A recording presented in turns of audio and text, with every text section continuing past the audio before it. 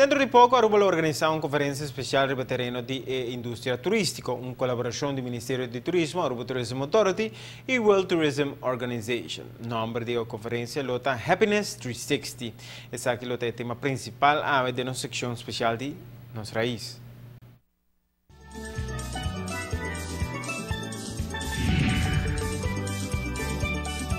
Anualmente, riba dia 27 de setembro, ta celebra Dia Mundial de Turismo. Maioria vez ta toma inteira luna para celebração aqui. E aia aqui lota um especial. Lota uma conferência grande que lo conta com vários oradores internacional e local. Ribe tópico de happiness, dentro sentido de palavra. Aruba tem vários aia acaba que tá se onderzoek de happiness index. E ela vira a national happiness, a bing riba national policy de Aruba em ano 2016. As mesmas coisas que bota mim tipo GDP, tipo destinação, bota mim tipo gross national happiness também. E isso aqui é algo que nós que vai trazer riba para cada viagem crescer tique mais. Particular na conferência de ano aqui, tá com invita o presidente da Organização Mundial de Turismo para formar parte da conferência de Aruba.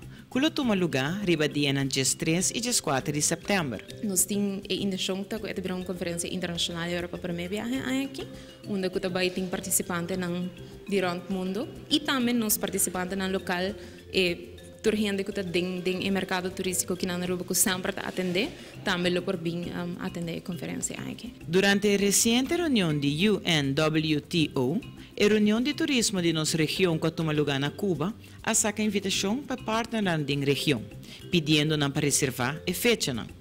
A conferência há aquilo de mais enfoque que somente turismo. Normalmente, o foco sempre está turismo, e aqui também está turismo, mas a relação com o turismo tem com a cultura também, a relação de cada individualmente e também conjuntamente, e com isso a criar produto, vamos dizer, nos casos, produto Aruba, com isso a afetar a happiness de nos visitantes.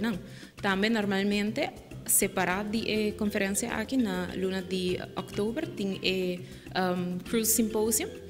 E aqui essa é também outra parte da conferência. Então, se é hobby mais grande, porque vai ter players de indústria cruzeiro que também estão na Aruba para o período e não. Então, é também hobby diverso, mas o foco agora arriba é parte de happiness e eu quero que nós podemos sacar hobby informação, é lota learning curve para toda gente, eu quero coisas que por guarda melhorar e com outra destinação também lo por começar a aplicar certo de coisas que nós estamos fazendo na Aruba. De forma aqui, o Ministério de Turismo de Aruba está adiante em seu esforço para seguir desenvolvendo o mercado turístico. E viaja aqui, para a primeira vez, contando com a presença do executivo mais alto da Associação Mundial de Turismo.